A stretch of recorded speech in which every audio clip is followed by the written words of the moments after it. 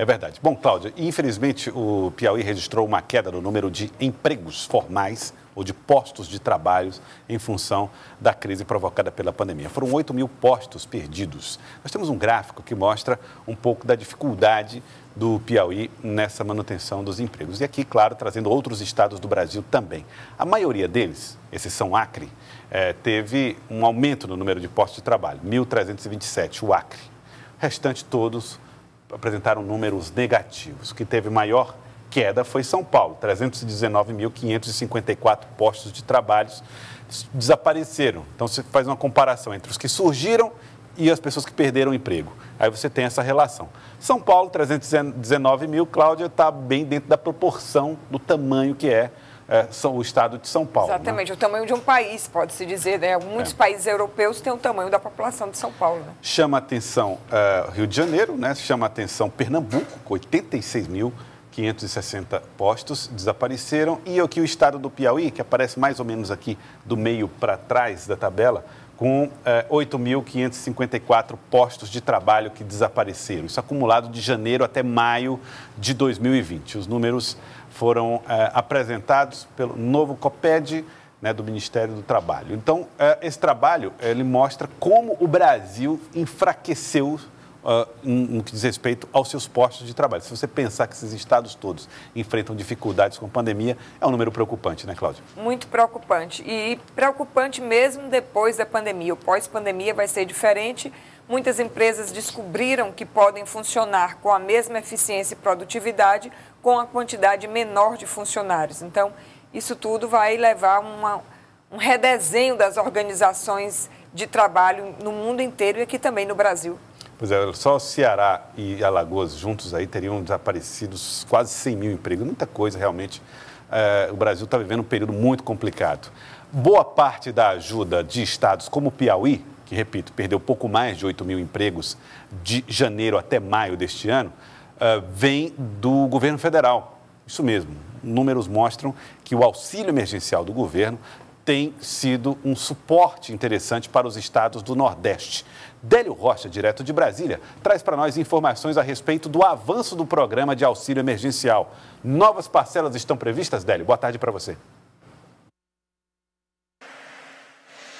Olá, Joelson. Boa tarde para você, para a Cláudia Brandão. Meu boa tarde a todos. Estão sim, Joelson, mais 2 meses aí, o governo garantiu o pagamento de mais 2 meses do auxílio emergencial, mantendo aquele valor de R$600, e esse pagamento deve se estender até o final de setembro. E em outubro, viu, Joelson, ao final do auxílio emergencial, o governo pretende lançar um novo programa social para substituir o Bolsa Família. É o que a gente acompanha na reportagem. A ampliação do auxílio emergencial foi formalizada em uma cerimônia ontem no Palácio do Planalto. Oficialmente, o benefício será estendido por mais 2 meses, mantendo o valor mensal de R$600. Mas o ministro da Economia, Paulo Guedes, informou que, na prática, os R$1.200 adicionais devem ser pagos em 4 parcelas. Oficialmente, 2 meses de R$600, isso é o que a lei permite, mas se nós tivermos, inclusive, percepção quanto à possível duração um pouco mais extensa ou não dessa crise, nós podemos perfeitamente pegar os 2 pagamentos de 600, mas fasear de uma forma que você cubra 3 meses. Fica uma prestação de 500, outra de 400 logo depois e outra no fim do mês de 300. A ideia do governo é pagar R$500 no dia 1º de agosto, R$100 no dia 31 do mesmo mês, R$300 no dia 1º de setembro e, novamente, R$300 no dia 30 de setembro. Em outubro, com o fim do auxílio emergencial, o governo pretende lançar um novo programa, o Renda Brasil. E o objetivo é substituir o Bolsa Família, que é uma marca dos governos do PT, especialmente do ex-presidente Lula. O ministro Paulo Guedes deu mais detalhes sobre a criação deste programa. O Bolsa Família foi uma fusão de 3 ou 4 programas. Tinha o Bolsa Escola, tinha 2 ou 3 programas sociais que foram focalizados nos mais pobres e aprofundados. Ora, podemos fazer o mesmo, vamos focalizar 2 ou 3 programas e criar a renda de cidadania, o Renda Brasil, acima desse nível que está aí. A proposta que vem sendo estudada pela equipe econômica do governo prevê o pagamento de até R$ 300 para o beneficiário do novo programa, que vai substituir o Bolsa Família. Olha, Joelson, se for mantido esse valor que o governo estuda de R$ 300, isso vai ficar acima da média do Bolsa Família.